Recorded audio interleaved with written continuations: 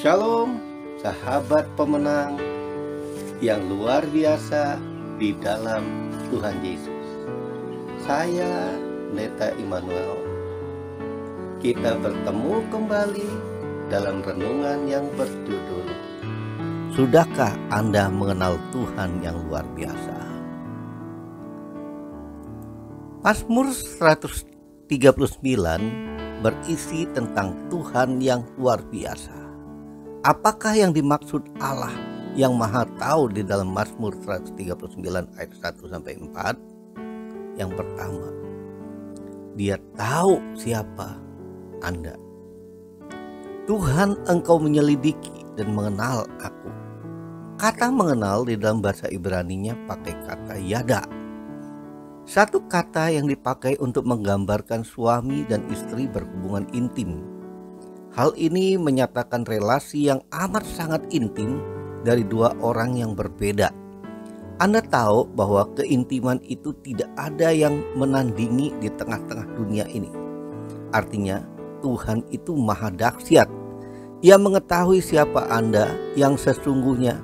Misalkan asalnya Anda, di mana Anda tinggal, kesukaan Anda, sifat Anda, karakter Anda, dan pribadi Anda. Tuhan mengetahui semuanya itu karena Ia adalah Allah yang Maha Tahu. Samuel menilai Saul karena melihat fisiknya, namun Tuhan melihat Daud karena Tuhan melihat hatinya. Demikian juga dengan kehidupan Anda sebagai orang percaya. Terkadang orang menilai Anda baik, rendah hati, dan rohani. Namun bagi Tuhan Anda sangat buruk sekali dan parah sekali. Sebab Tuhan tahu siapa Anda yang sesungguhnya, yang hanya kelihatan baik di luar tetapi dalamnya penuh kejahatan. Jadi Anda bisa pura-pura dan munafik di hadapan orang lain seperti orang Farisi. Namun Tuhan tahu siapa Anda sesungguhnya. Yang kedua, Dia tahu keberadaan kita. Engkau mengetahui kalau aku duduk atau berdiri, ayat 2. Kata mengetahui di sini juga dipakai kata yada. Kemudian engkau mengerti pikiranku dari jauh. Kata yang dipakai untuk mengerti adalah bin. Artinya mau mempertimbangkan dengan hati-hati. Bin di dalam Ibrani artinya juga membedakan dengan teliti. Jadi Allah itu melihat seseorang, mempertimbangkan dengan hati-hati dan membedakannya dengan teliti. Benar bahwa Tuhan mengetahui setiap tindakan kita.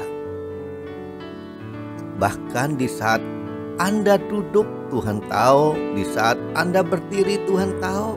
Karena Dia adalah Allah yang Maha Tahu. Jadi apapun yang saudara lakukan hari ini Dia tahu. Misalkan Anda mencuri dan Tuhan tahu. Anda berbohong kepada manusia dan Tuhan juga tahu. Bahkan jika Anda menolong temanmu dan Tuhan juga tahu. Jadi hiduplah tulus di hadapan Tuhan dan manusia. Yang ketiga, Tuhan mengetahui pikiran Anda. Dia tahu bahwa Anda sedang merenungkan firman Tuhan.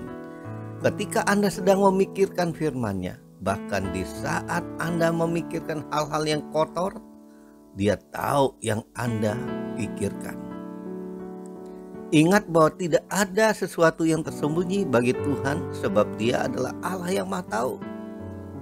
Biasanya orang dekat seperti istri atau suami hanya bisa mengira-ngira pikiran suami atau istrinya.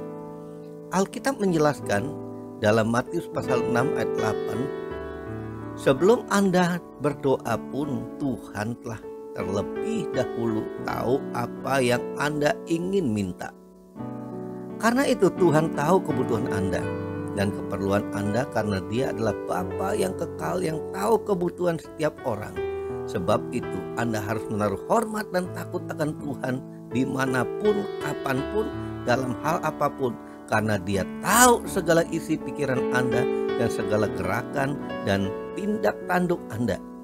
Jadi kalau Anda mulai timbul pikiran kebencian, cabul, dendam, sombong, dan lain-lain, langsung buang. Jangan biarkan bertumbuh sampai mulai merencanakan atau membayangkan perbuatan yang dosa. Yang keempat, Tuhan mengetahui sebelum kata Anda katakan. Mazmur 139:4, karena belum lidahku mengeluarkan perkataan, sesungguhnya semuanya telah Kau ketahui ya Tuhan. Sebelum Anda bicara, Tuhan sudah tahu apa yang bakal Anda katakan. Sebab memang Dia Maha Tahu. Biasanya sebagai orang percaya, Roh Kudus sudah mengingatkan sebelumnya kalau Anda akan mengatakan apa-apa yang salah. Karena sejahtera Allah dalam hati Anda akan merasa terganggu sehingga timbul rasa gelisah. Maka Anda sepatutnya untuk menanyakan kepada Tuhan. Namun kalau Anda minta pertolongan dan pimpinan Roh Kudus, maka Anda bisa merevisi, memperbaiki kata-kata yang masih belum Anda katakan, sehingga yang keluar hanya kata-kata yang baik dan benar. Bukankah suatu keuntungan yang besar kalau kata-kata Anda yang bakal keluar bisa diperbaiki lebih dahulu oleh Roh Kudus? Jadi berdoalah, minta pimpinan Roh Kudus untuk berkata-kata. Jangan kata-kata Anda sendiri yang keluar, tapi persilakan kata-kata dari Roh Kudus yang ditaruh dalam mulut Anda. Sebab sebelum lidahku mengeluarkan perkataan, sesungguhnya semuanya telah Kau ketahui ya Tuhan. Artinya bagi Allah tidak ada yang tersembunyi. Tuhan mengenal Anda dari Dialah yang menciptakan Anda. Dia tahu keberadaan Anda dan apa saja kebutuhan Anda, bahkan sebelum diungkapkan. Saat Anda tak sanggup merangkai kata-kata doa, Tuhan tersenyum dan mengangguk sebagai tanda Dia memahami isi hati Anda. Tuhan memberikan bahasa lidah bagi Anda untuk berbicara pada Bapa di sorga. Roma 8 ayat 26-27. Dan Bapa mengerti artinya.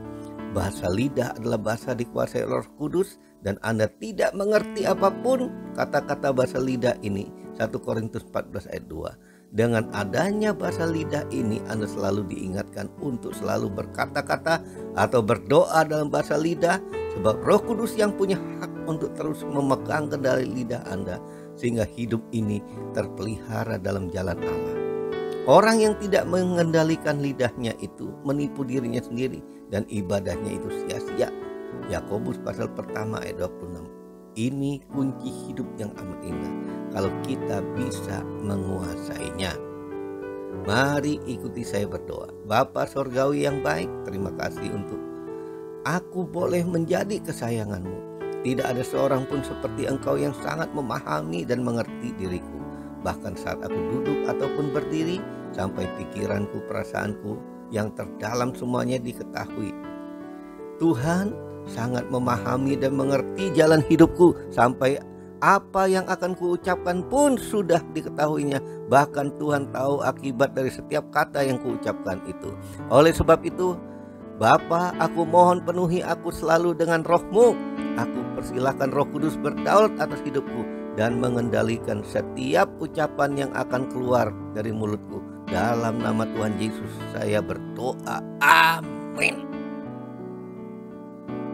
Bagi sahabat yang terberkati dengan renungan ini, tolong di-share ke banyak orang agar jadi berkat.